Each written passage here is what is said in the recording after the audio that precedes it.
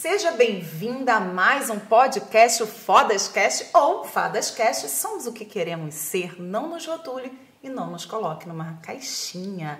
Minha convidada de hoje, nossa, muito especial, até porque campeã de oratória, TEDx Speaker e mentora de oratória de mulheres. Micaela Lins, seja muito bem-vinda ao nosso podcast. Gratidão, fico muito feliz pelo convite, muito animada de estar conhecendo uma mulher tão incrível como você pessoalmente e espero que o pessoal goste aí bastante desse episódio. Eu tenho certeza disso, até porque, como eu falei, é muito importante porque eu estou aqui me esforçando para falar no grave, para trazer entonação, porque à frente de uma campeã. Vamos começar, eu sempre brinco, né? Eu sempre faço uma redundância. Vamos começar do começo. Antes de você se tornar a campeã de oratória, focar neste nicho de mercado que está crescendo muito. Palestrantes mulheres. Por isso também você vai estar aonde?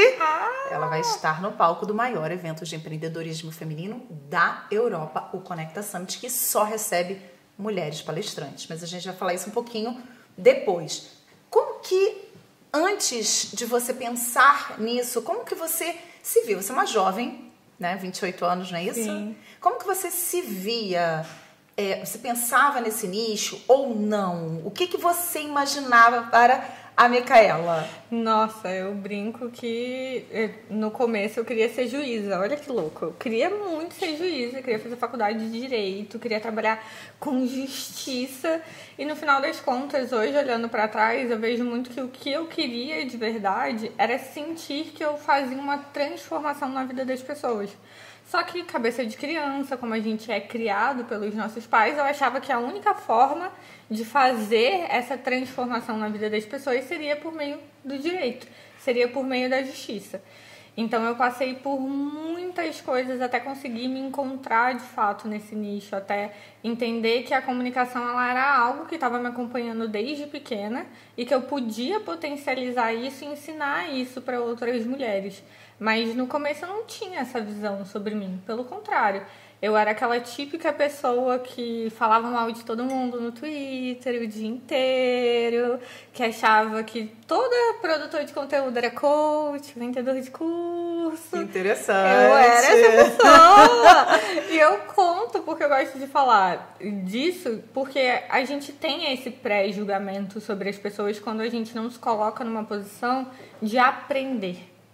Quando a gente não desce dali do nosso palco imaginário e fala, não, mas se essa pessoa está tendo resultado, o que eu posso fazer para aprender com ela? Sim, modelar essa pessoa para trazer para minha realidade. Exatamente, eu não tinha essa humildade naquela época, eu não tinha essa consciência. Eu era só uma jovem que achava que ia salvar o mundo, problematizando tudo e falando mal de todo mundo. O que na realidade é o que a gente vê muito hoje. São pessoas que falam muito sobre uma mudança, uma transformação que elas querem, mas elas não estão dispostas a fazer parte dessa transformação.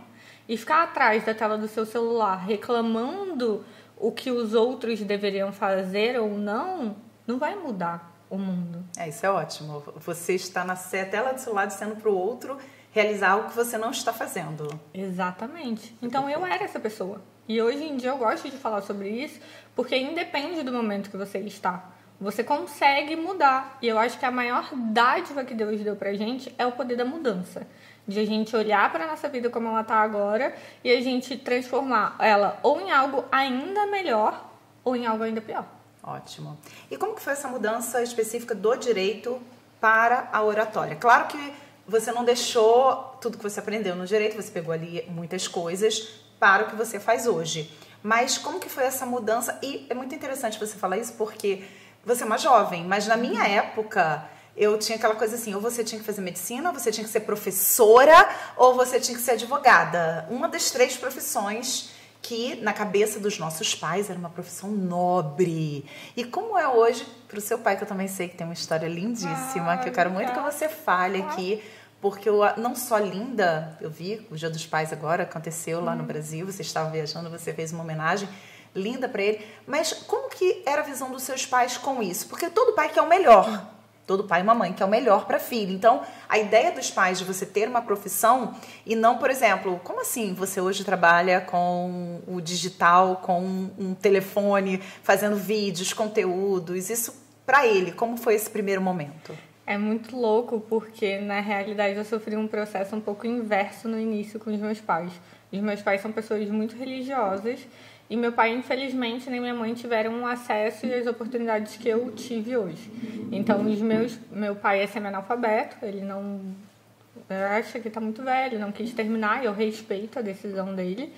E a minha mãe terminou o 3º ano do ensino médio durante a pandemia, com minha ajuda, meu esforço junto com ela e tudo mais. Eu fiquei muito feliz que foi justamente pela notícia da viralização do meu pai que ela resolveu acabar os estudos. E isso me deixou muito feliz por ela, porque eu vi realmente ali, sabe, uma mulher muito mais velha que não tinha necessidade, digamos assim, de agora ela acabar os estudos com mais de 50 anos. Mas ela quis fazer isso por ela. Por ela. Exato. Isso me emocionou muito. E quando ela veio me contar, eu falei, eu vou ajudar você com o dever de casa, com tudo. Conte comigo. E eu acho que um dos dias mais emocionantes pra mim, infelizmente ela não teve a formatura porque a gente estava no meio da pandemia, mas foi quando a minha mãe se formou no 3º ano do ensino médio. Porque hoje, pra mim, a maior arma que uma mulher pode ter é o conhecimento, é a educação. E a minha mãe trabalhou muito tempo como faxineira e meu pai como pedreiro. Então, ela olhar para isso e falar, eu quero, você me ajuda, para mim foi, assim, uma das coisas mais bonitas que eu pude ver durante a minha vida, sabe? Esse esforço dela.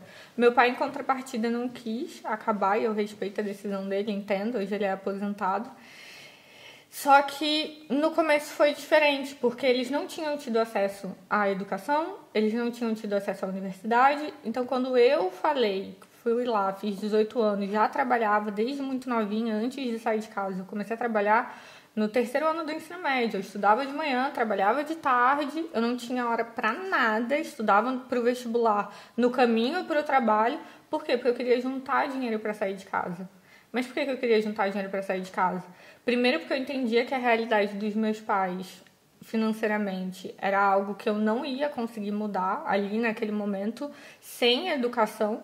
E eu não ia conseguir mudar a cabeça deles. Só que a cabeça deles naquela época era que a universidade era um lugar ruim.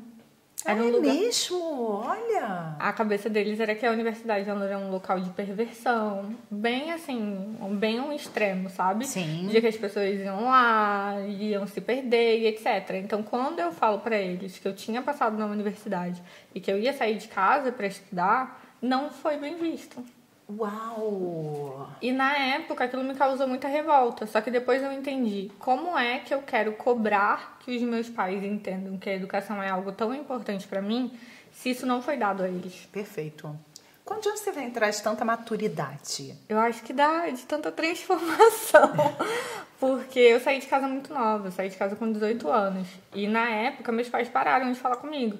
E em todo momento eu falava, eu respeito a decisão de vocês, mas o que eu quero pra minha vida é o que eu quero. Vocês não podem viver a minha vida, eu não posso viver a vida de vocês. Perfeito, com certeza. Mas você é de onde? Eu nasci no Recife, Okay. Porém fui criada a vida toda no Rio de Janeiro. Ai, que delícia! Eu sou loucamente apaixonada pelo Rio. Aonde no Rio? São Gonçalo, conhece? Ah, claro, eu sou de Niterói.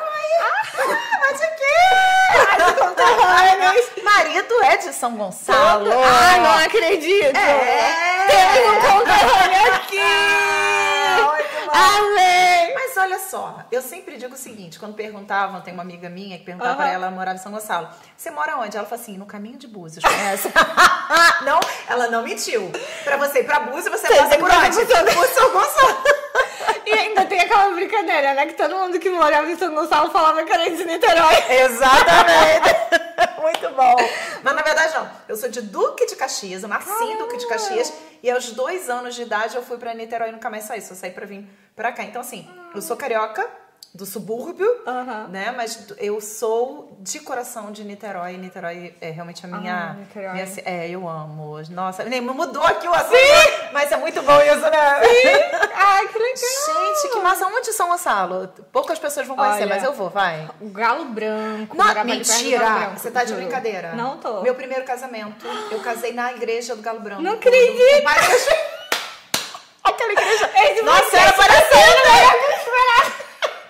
Gente, muito bom. Galo branco. Nossa, Acredita. gente, coloca no Google. Dá um Google Galo aí. branco. Galo Que branco. você vai entender de onde eu saí e onde eu Exatamente. cheguei, entendeu? Maravilhoso. É realmente incrível. Cara, mas isso é muito louco. Porque a cabeça das pessoas daquela região é realmente você totalmente à frente. E eu entendi já a questão religiosa, porque ali, aquela região, ela tem muito essa questão da igreja, de tudo. Eu entendi isso. E assim, eu respeito completamente, Claro. que é o que eu falei. Eles não tinham referências que falassem que a universidade era um local bom.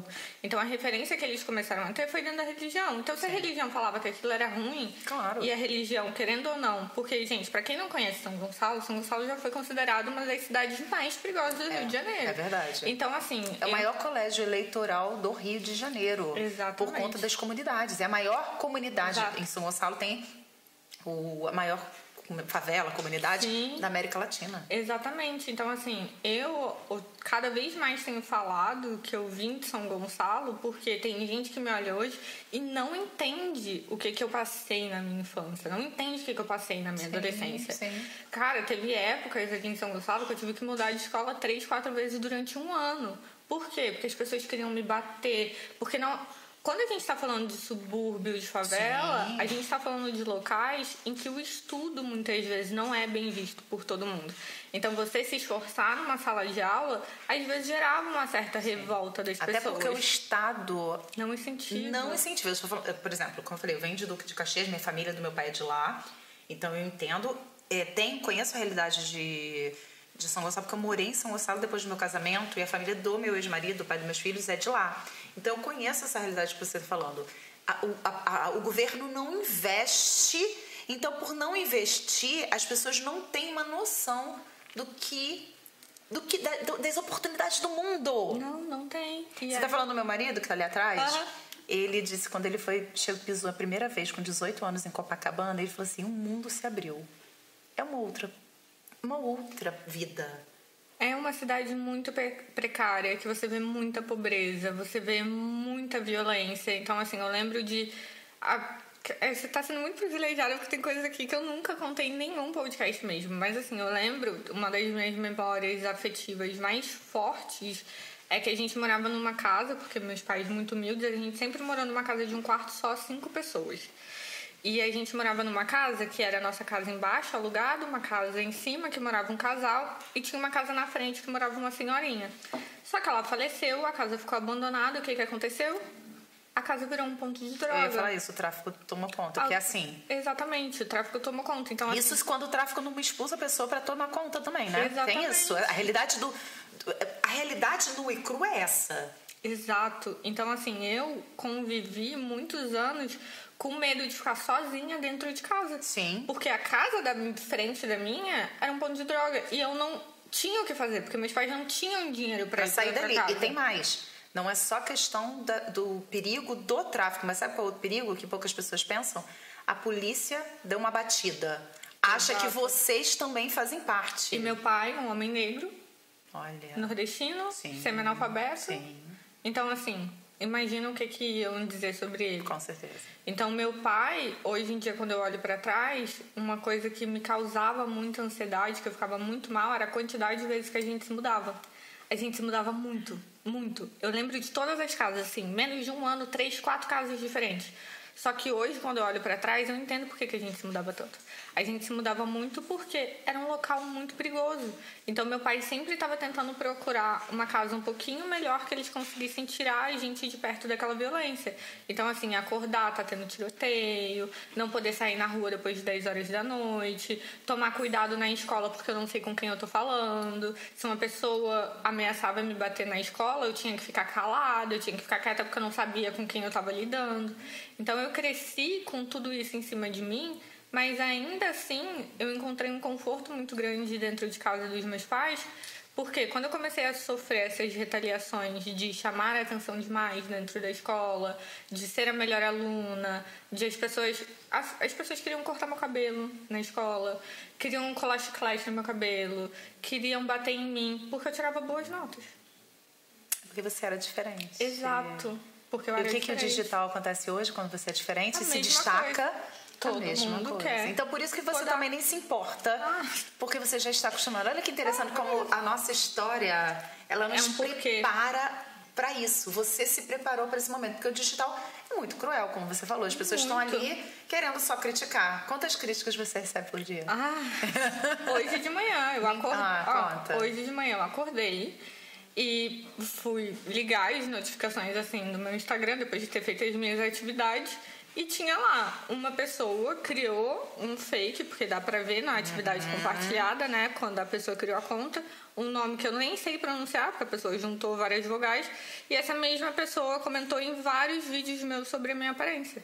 Em todos os meus vídeos. Nossa, mas que tempo que essa pessoa tem? Ela criou a conta, porque já demora. Exatamente. E foi lá em todos os seus vídeos. Comentou. Exatamente. Então, assim, a gente tem que lidar com isso todo dia. Eu até fiz um post sobre ontem falando: não tem nada que exponha mais o caráter de uma pessoa do que a forma como ela trata os outros. Não existe. Você quer saber quem é quem? Olhe como essa pessoa trata todo mundo. Mas é todo mundo. Não é só como eu trato você. É como eu trato as pessoas quando eu cheguei, como eu trato o Uber que me deixou aqui, como eu trato o garçom que tava lá na mesa me atendendo antes de eu vir pra cá. É todo mundo. Não é ser seletiva. Então, pra mim, hoje, às vezes eu sinto ódio. Eu não vou mentir. Porque tem muita gente que fala: ai, a gente não se importa com hater. É mentira. Você não gosta de acordar e tá lá uma pessoa te xingando do nada sem você ter feito nada pra pessoa. Só que a questão é pagar na mesma moeda. Como você lida com isso? Exato. Pagar na mesma moeda pra mim envolve eu manchar o meu caráter. E eu manchar o meu caráter pra mim é caro demais. Então eu não quero. Eu vou lá, bloqueio, ou deixo, quer falar, fala. Só que o pessoal do digital às vezes coloca na cabeça das pessoas como se fosse uma atividade muito fácil. É só não ler os comentários, é só lidar bem, é só não levar pro pessoal. Good vibe. Exato. Não é sobre não levar pro pessoal. Não tem como você não levar pro pessoal uma pessoa que tá te xingando ali. Sim. Mas é sobre você entender que aquela pessoa também precisa de ajuda. E se ela chegou nesse nível, é porque ela tá muito machucada pra fazer aquilo, sabe? Então, hoje em dia, sempre que alguém faz isso comigo, eu olho pra trás e eu penso assim: nossa, eu fui esse tipo de pessoa. Não de ir xingar ninguém deliberadamente, mas às vezes de pensar essas coisas. Ninguém é 100% perfeito. Às vezes eu também julgava as pessoas. Não é esse ponto, porque, né? Acho que existem limites normais e morais. Mas eu também já fui uma pessoa que eu julguei os outros. Então, que essa pessoa siga a vida dela, que ela se encontre. E qual foi a sua virada para ter esse pensamento que você tem hoje? Claro que você, como você falou, você já vem de uma ruptura de ser diferente. Sim. E você se acostumou a isso, entendeu que estava tudo bem, porque tem muita gente que se retrai. Sim. Porque, eu quero agradar todo mundo, não posso ser diferente porque eu quero pertencer, porque o pertencimento é muito forte. Mas como que você saiu? Você saiu aos 18 anos e foi trabalhar. Mas como você chegou ao digital e ao sucesso que você tem hoje? Nossa, e é a parte mais pesada, porque o que aconteceu foi que em 2016 eu viralizei do dia pra noite. Só que viralizar lá atrás era muito difícil do que a gente fala de viralizar hoje. Hoje você vai lá, bate um vídeo de 1, 2 milhões, mas ok, muito legal, isso te traz muita visibilidade. Quando eu viralizei, foi numa época que viralizar envolvia a TV. E envolvia sair em todos os canais de mídia possíveis e inimagináveis. Sim, não era só o digital, era exatamente a mídia. Então eu fiz... Tradicional, como a gente fala. Exato. Então eu fiz um texto sobre a minha relação com meu pai. Meu pai tinha escrito um texto e ele não tinha conseguido escrever "eu te amo" e me pediu desculpas. E eu fiz um texto sobre preconceito linguístico. Só que naquela época eu não pensava em trabalhar com comunicação. Pra mim, comunicação, na minha cabeça, era algo muito natural. Era como se eu tivesse nascido com aquele dom de me comunicar bem. E aí eu me vi ali tendo que dar muita entrevista. Eu tive programas que o programa inteiro, o assunto foi sobre mim, na Record, na Globo. Acordar de manhã e do nada você tá na Fátima Bernardes. Foi uma ruptura muito grande pra minha cabeça. Só que aí é o que eu falo, de a gente precisar estar preparado mentalmente para algumas coisas, porque naquela época eu não estava. Então, hoje, você pode ter a melhor oportunidade caindo no seu colo. A melhor. Se você não estiver preparado, não adianta de nada. absolutamente nada. Então, às vezes, não é sobre o que você recebe. Às vezes, é sobre o seu momento. Às vezes, você não está preparado para aquilo que você está pedindo. E naquela época, hoje eu olho para trás... Você não sabia que você não estava preparada? Você achava preparada naquele momento? Na real, hoje eu entendo porque que Deus fez aquilo, mas eu fui muito... Eu não gosto de usar essa palavra, mas eu fui muito teimosa, digamos assim, com ele. Porque na época eu tinha acabado de tentar me matar. Então tinha uma semana e eu viralizei. Então quando eu viralizei, eu não queria aquela viralização. A primeira coisa que eu fiz foi ligar para o meu pai e perguntar: você quer que eu apague o post? E o que é muito louco, porque eu literalmente estava sentada na faculdade, de frente para a televisão, a Fátima Bernardes falando de mim, e eu no telefone com meu pai. Eu não tenho o mínimo controle sobre o que aconteceu, mas você quer que eu apague? Eu apago agora. Porque pra mim não importava aquela visibilidade, não importava o que estava acontecendo. Não fazia sentido naquele momento. Eu não entendia por que aquilo estava acontecendo comigo. Eu estava vindo de um processo extremamente depressivo. Eu morava sozinha, trabalhava. Teve épocas que eu fazia 2 faculdades ao mesmo tempo. Então eu só estava tentando ter uma vida melhor e dar uma vida melhor para os meus pais.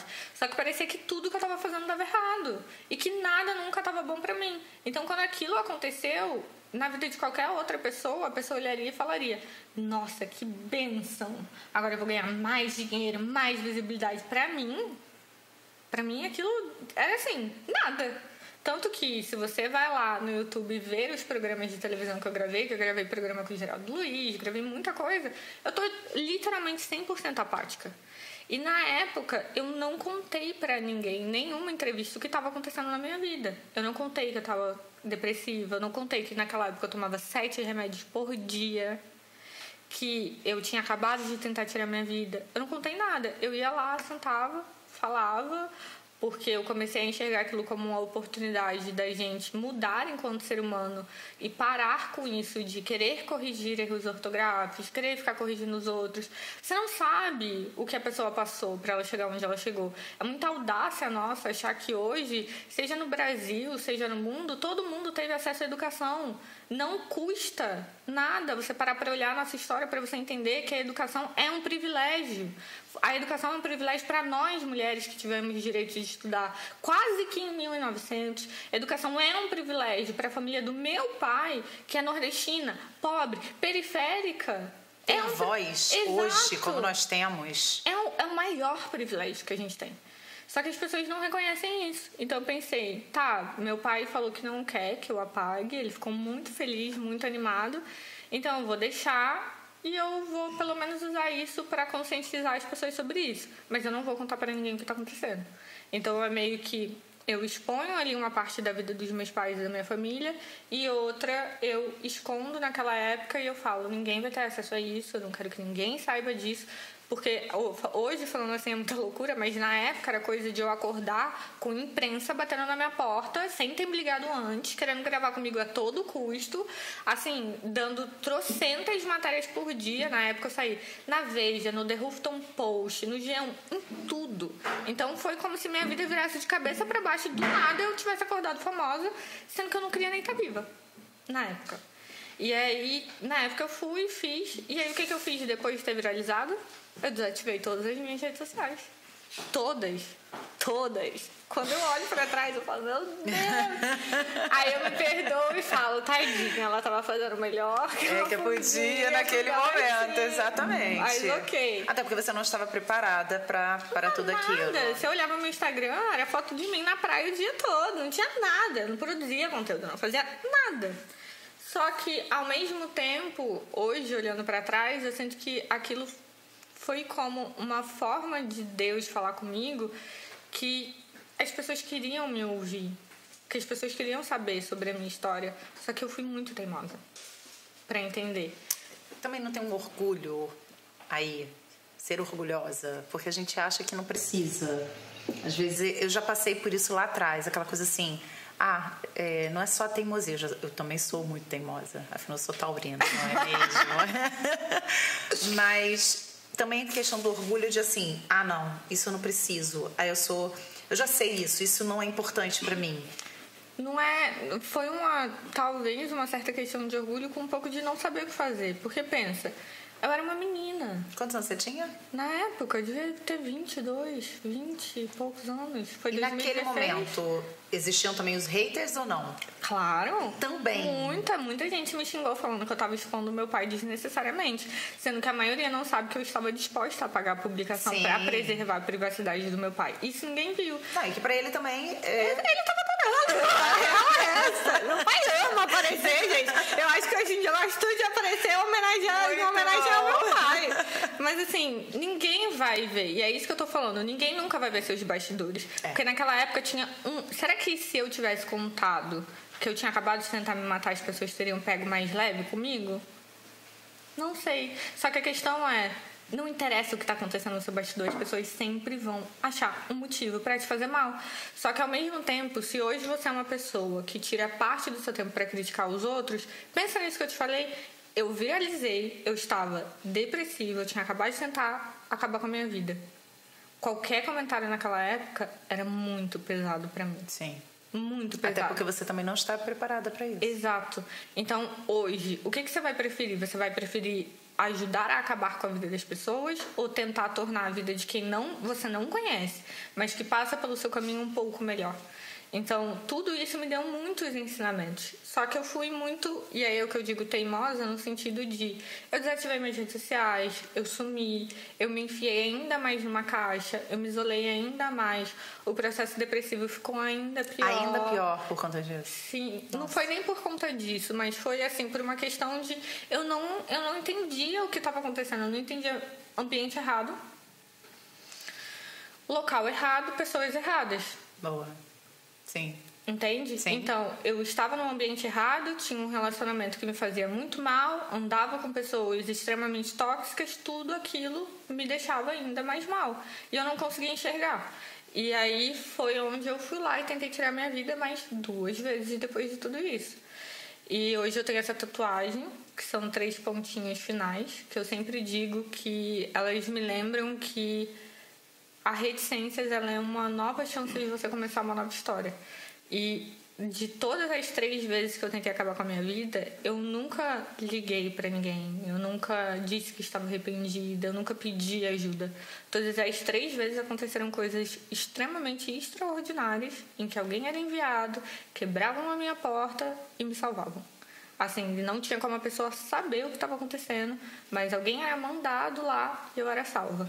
E quando eu acordei da 3ª vez, eu lembro que teve uma enfermeira que a primeira coisa que saiu da boca dela foi: por que você ainda continua discutindo com Deus?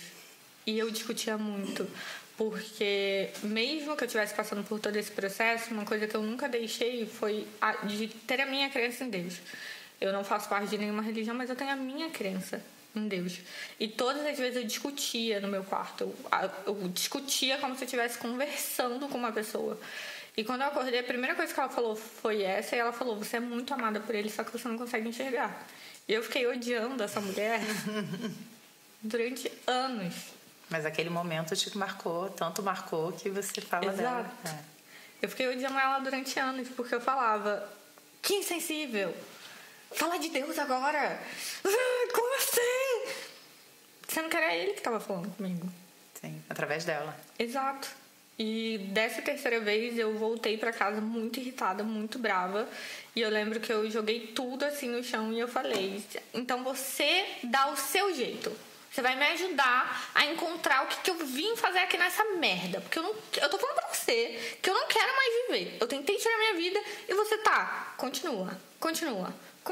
Então tá, então eu vou continuar e você me mostra agora o que você quer. Porque deu pra mim, eu tô cansada. Foi exatamente assim. Parece loucura na cabeça das pessoas, mas assim, eu não tinha mais força pra nada. Eu não tinha mais força pra desistir. Porque nem aquilo eu tava conseguindo. Então, quando eu falo que eu cheguei no fundo do poço, é assim, num fundo do poço tão inimaginável pra algumas pessoas hoje em dia, mas era esse tipo de conversa que eu tinha com Deus, de falar: eu tô tão cansada que eu não consigo nem mais desistir, porque nem desistir eu tô conseguindo. Então me ajuda. Só que aí é onde as pessoas não querem passar pelo processo. Sim. Porque quando eu conversei com Deus, no dia seguinte eu não acordei rica. No dia seguinte eu não acordei bem-sucedida. Eu comecei a passar por um processo. Então, desde 2018 até 2022, que foi onde eu comecei a empreender de fato, eu estava passando por um processo. E tudo isso muda psicólogo, muda remédio. Hoje em dia eu não tomo medicação nenhuma. E pra mim essa é, assim, a maior bênção que Deus podia ter dado na minha vida. Exatamente a pergunta que eu ia te fazer agora. Eu sei que Deus, Ele fez. Mas o que você, Carla, fez? Exatamente. Eu fui atrás desesperadamente do que eu estava fazendo de errado. E o que você começou a fazer? Primeiro, mentalidade. Primeira coisa, mentalidade, cabeça. Eu comecei a enxergar que eu era uma pessoa que eu estava atraindo tudo pra minha vida que eu falava. Eu acordava, eu falava que meu dia ia ser uma droga, eu falava que nada dava certo pra mim, eu estava 100% confortável na pobreza em que eu estava vivendo, eu estava 100% confortável no relacionamento tóxico em que eu estava vivendo, porque eu vivi um relacionamento abusivo muitos anos. Mas eu também nunca tinha dado um ponto final naquilo. Eu sempre acabava voltando, sempre acabava voltando, sempre acabava voltando.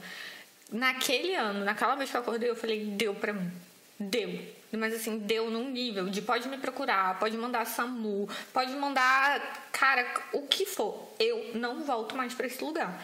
Então eu acho que a primeira coisa que quem está nesse processo tem que fazer é um compromisso consigo mesmo. Porque a primeira coisa que eu fiz foi um compromisso. Foi nem com Deus, foi comigo. Já chegamos aqui, no fundo do poço. Não encontramos nada. Agora, o que a gente pode fazer? Um compromisso. Haja o que houver. Falem o que falar. Aconteça o que acontecer. Você não vai mais existir. Não vai mais existir? Então tá bom. Então agora eu vou ficar obcecada. E foi o que eu fiz. Ai, Carla, você nunca mais ficou triste? Ah, você nunca mais teve um dia ruim? Tive vários. Só que eu tinha feito um compromisso. Então eu não podia mais perder meu dia inteiro naquilo. Eu tinha que voltar atrás. E foi justo aí que eu conheci o movimento de debate. Então eu comecei a debater. E aquilo começou a me trazer coisas boas. Porque eu falei, nossa, que legal, eu gosto disso. Como é que é esse movimento? São vários estudantes nacionais e internacionais do mundo todo que eles competem entre si em várias competições. Então eu já competi aqui na Universidade de Lisboa, eu já competi na Universidade de Coimbra. Que legal. Em 2019, quando eu vim pra cá. E são diversos temas, atualidades, política, economia. A gente faz esses debates, tem os campeonatos. Só que quanto mais eu fazia isso, mais eu percebia que as mulheres não ganhavam. Olha! Que o movimento tinha anos, mas nenhuma dupla feminina nunca tinha ganhado o torneio. Eu falei, o que tá acontecendo aqui? Alguma coisa tem. Então eu fui primeiro mapeando a minha cabeça. Eu fui, cara, não adianta eu falar. Antes eu passava o dia inteiro deitada em cima da cama.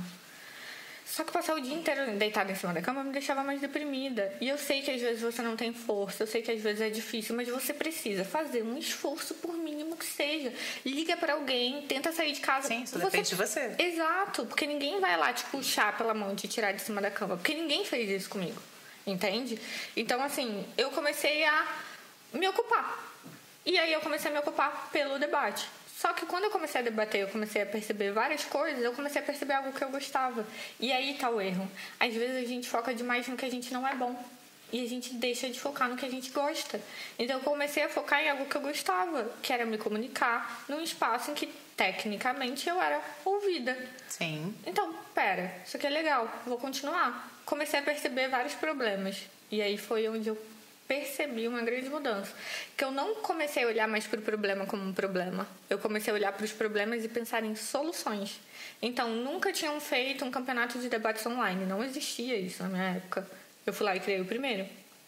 Ninguém nunca tinha ido do Brasil debater fora. Só o meu noivo, Giovanni, que ele tinha morado aqui em Portugal. Eu falei, mas agora que eu criei o debate online, eu vou debater em todo canto. Fui lá e comecei a debater em espanhol. Ah, mas não tem isso, não tem aquilo. Eu comecei a fazer o que ninguém estava fazendo. Isso mudou muito a minha cabeça. Porque eu percebi, se eu conseguir fazer essa mudança aqui dentro, eu consigo fazer essa mudança para minha vida também. E foi quando eu decidi sair do movimento, porque eu já tinha sido convidada para ser juíza-chefe do Campeonato Mundial de Debates em Espanhol, que é um dos maiores hoje do mundo. O segundo maior do mundo, só fica atrás do WDC. Tinha já me ganhado trocentos prêmios, campeã de oratória, primeira mulher brasileira a ganhar um torneio de oratória, porque no torneio a gente tem a fase de debate, a fase de oratória e alguns outros prêmios que são dados individualmente. Sim. Eu fui para esse torneio e eu ganhei todos os prêmios. Nossa. E nenhuma mulher nunca tinha feito isso. Então, é também saber reconhecer quando dá o seu tempo em determinados lugares. Percebo. Isso Entende? é ótimo. Você ter saber sair. Exato. Então eu falei assim, agora eu consegui tudo que eu podia aqui dentro, esse espaço não é mais pra mim. Por quê? Porque eu já tinha conseguido tudo e eu ainda era... Dura. Exato. Boa. Então se você ainda tem todo o conhecimento do mundo, tá lá na academia, várias Sucesso coisas, e tal. mas você tá sem dinheiro, alguma coisa você tá fazendo errada. E aí? Foi onde eu rompi e começo a morar eu e o Giovanni juntos. Giovanni, na época, conheceu o Érico Rocha. Sim. Que ensinou fórmula de lançamento e resolveu comprar o curso. Achei que o Giovanni tava ficando maluco de pagar 5 mil reais num curso. Estava, achou. Achei. Falei. Falou. Pior que não falei. Fiquei quietinha. Falei, vamos ver onde é que isso vai dar. Boa. E aí foi onde eu comecei a mudar minha mentalidade pro... O que eu fiz até agora não funcionou. Eu ainda não encontrei meu propósito. Aquilo ali que Deus queria ali pra mim não era aquilo. Tá faltando alguma coisa ainda. Foi quando eu comecei a estudar mentalidade. E aí eu comecei a estudar mentalidade, lei da atração. Eu já tinha uma comunicação de alto nível, eu já era uma ótima comunicadora. Mas eu não tava fazendo nada com aquilo. Por quê? Porque a minha mentalidade não era boa. Não me achava merecedora, me achava feia, tava acima do peso, não cuidava de mim, me arrumava de qualquer jeito. Sempre aparecia nos stories, sempre meus stories. Mas se eu te mostro como é que eu aparecia uns 3 anos atrás... É assim, duvidoso, sabe? Mas eu comecei a perceber o que eu posso fazer, então, pra aprender com quem tá ganhando mais que eu. Aí eu conheci a famosa lei da atração, que eu julgava beça, tá? Eu achava que era coisa de gente louca. Sim, essa coisa de... Pseudociência, ainda mais eu, que eu cheguei a estudar Direito e Serviço Social. Então, Nossa. no Serviço Social, lei da atração é assim. Sim, né? Pseudociência. Por isso que eu falo do ambiente, entende? Naquele ambiente, pra eles aquilo não faz sentido, tudo Mas bem. quando você mudou de ambiente, começou a entender, por exemplo, quando ele comprou o Érico Rocha, vocês começaram a entrar em um outro mundo. Exato. De possibilidade do digital, que é o lançamento, que são os produtos digitais. E que para aquelas pessoas aquilo fazia sentido. Se aquelas pessoas... E tinha muita gente ganhando dinheiro como tem até hoje. Exato. Então, se aquela galera toda tava tendo aquele resultado, Sim. fazendo 6 em 7, 6 em 1, 7 em 7, e eu não tava fazendo nada, então eu ia começar a aplicar a lei do e se. E a lei do e se, ela rege a minha vida até hoje, que é, e se eu fizer isso aqui? O que pode acontecer? Ah, pode dar muito errado ou pode dar muito certo. Tá, vamos lá. Ah, Carla, quero estudar a lei da atração. Qual é o pior que pode acontecer? Sua vida continuar do mesmo jeito que tá. Esse é o pior que pode acontecer. Então, quando eu vi isso, eu falei assim, quer saber de uma? Eu vou tentar. E aí eu comecei a ler diversos livros, comecei a ver documentário, filme, comecei a estudar a fundo mesmo sobre o tema. E comecei a aplicar na minha vida. Sozinha? Sozinha. E comecei a aplicar na minha vida. Teve coisas que eu colocava em prática que dava super errado. O mapa dos sonhos, a primeira vez que eu fiz, rasguei aquele troço inteiro. Eu falava assim, meu Deus. Explica rapidinho o que é mapa do sonho pra quem ainda não fez ou não estudou. Dá um Google aí, mas... Faça, entendeu? Aplica a lei do e se. Pra mim, não rolou muito. Que era, você pega uma cartolina, ou você pode fazer no computador também, você pega várias imagens de coisas que você quer ter ali na sua vida, que você quer atrair, você deixa num lugar visível, onde todos os dias você vai lá, você visualiza aquilo que você quer. Pra mim... minha cabeça não funcionava assim, porque quanto mais eu visualizava, mais a minha cabeça dizia assim, tu tá ficando louca. Como é que você tá ali falando que você quer viajar, que você quer ganhar dinheiro? E só funcionou, né? Só pra fazer um adendo.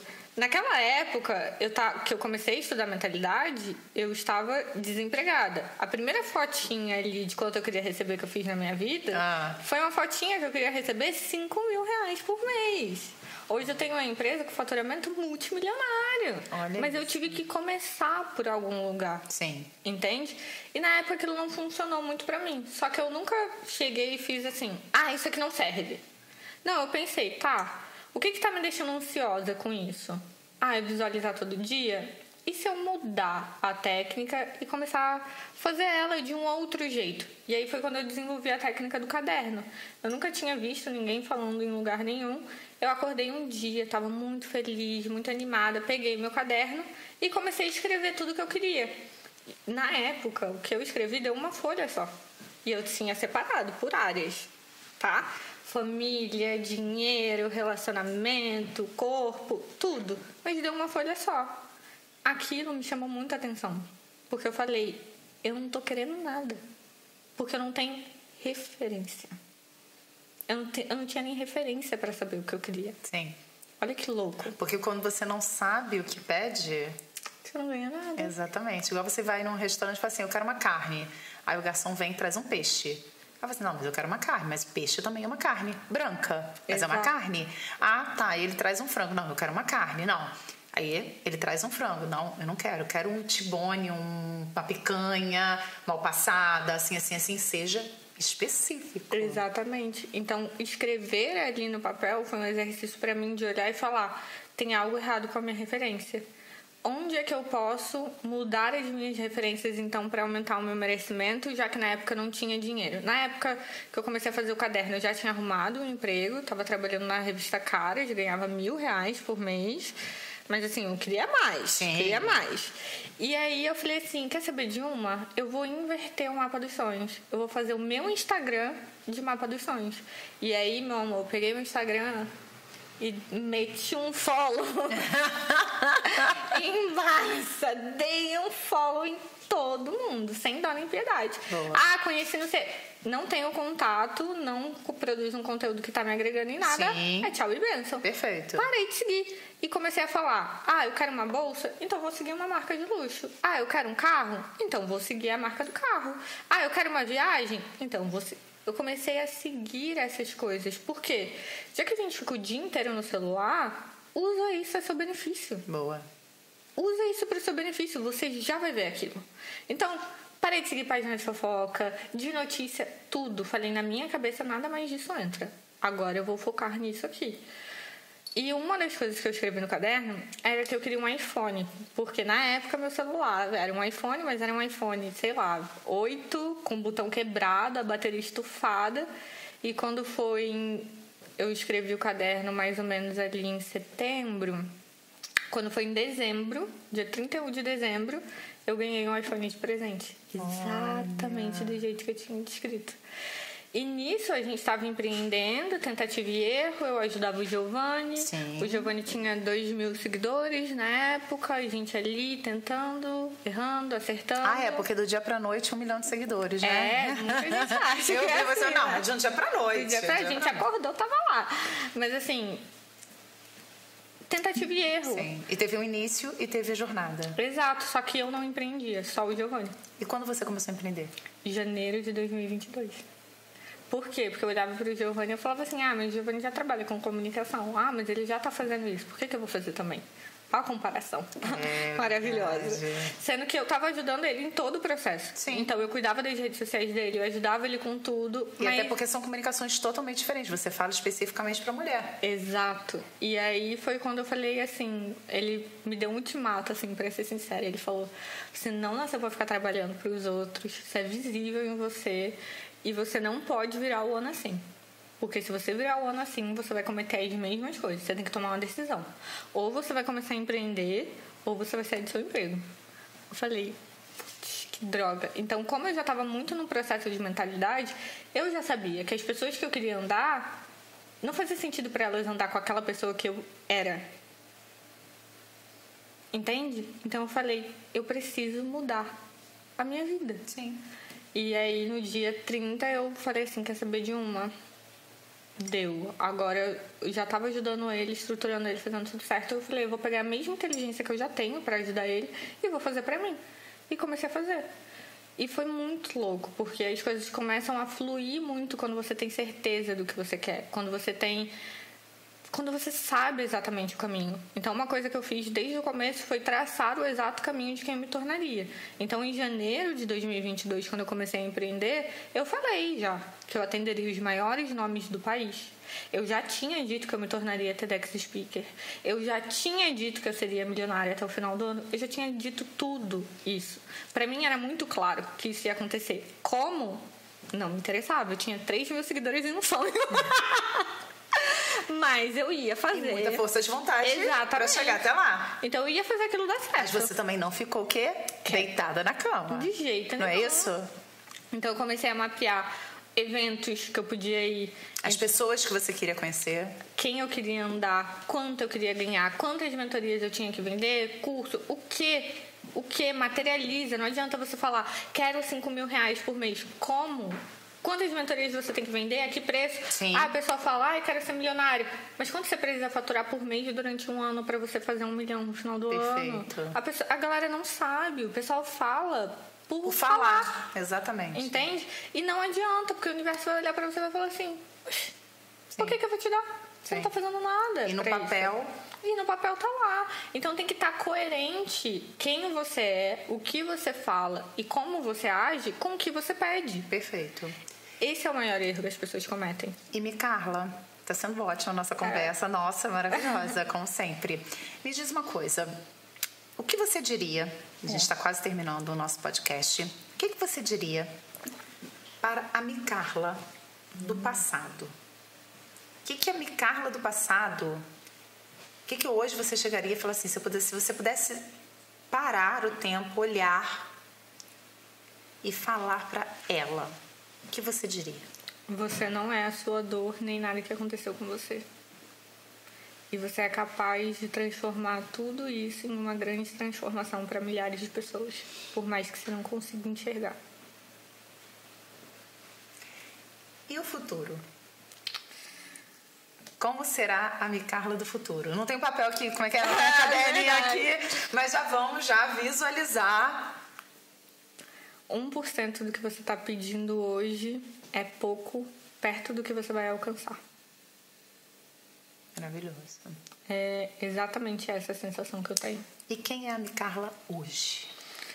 Uma pessoa que tem uma empatia muito grande, uma vontade enorme de continuar fazendo uma diferença no mundo a um nível bem mais profundo. Eu acho que nós, mulheres, temos uma capacidade gigantesca de transformar nossos espaços, as nossas famílias e o mundo como um todo num lugar melhor.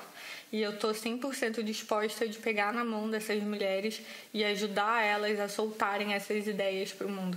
Então, a Mi Carla de hoje é uma pessoa que está 100% obcecada por essas mulheres finalmente conseguirem enxergar isso e conseguirem soltar essa voz. Maravilhoso. E agora vamos falar dos projetos. Dia 11 de novembro você estará aqui novamente em Portugal e Lisboa, no palco do maior evento de empreendedorismo feminino, falando para essas mulheres. Mais de 1.000 mulheres, temos mais de 1.000 mulheres nesse dia. Como é que você está, além desse grande projeto, que vou fazer parte dele, eu vou estar com você lá no palco, como é que você está planejando, quais são os novos projetos para esse final de ano, claro, e para 2024? Tô com bastante palestra marcada e agendada. Agora, nessa segunda metade que a gente vai voltar para o Brasil, a gente está fazendo essa viagem aqui pela Europa. Vamos receber algumas premiações aqui em Roma. Tô animada por uma tal de uma premiação aí que me contaram também, que vai rolar em novembro. Gosto de premiações, como vocês podem ver. Muito bom. Estou animada. Depois a Catarina vai contar as coisas aí pra vocês. Temos aí um prêmio mundial. Olha isso. Olha só. E recebemos uma indicação, não sei de quem. Não é, menina? Na área de comunicação oratória. Então, minhas metas agora para o segundo semestre é potencializar ainda mais as minhas redes sociais. Muita gente não sabe, mas até esse momento eu ajudo bastante nos bastidores. Trabalho junto com o Giovanni, né? Para potencialização das redes sociais. Sim, você até me falou que você estava em lançamento com ele. Sim. Quando a gente falou da última vez. Então eu sempre fico ali no backstage com ele relacionado a redes sociais, lançamento e tudo mais. Então, em paralelo também faço as minhas coisas.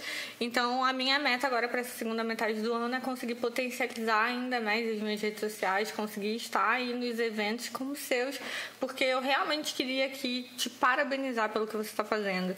Não é sempre que a gente consegue ver mulheres que são tão comprometidas em dar voz para outras mulheres assim e fazerem eventos no nível que você está fazendo.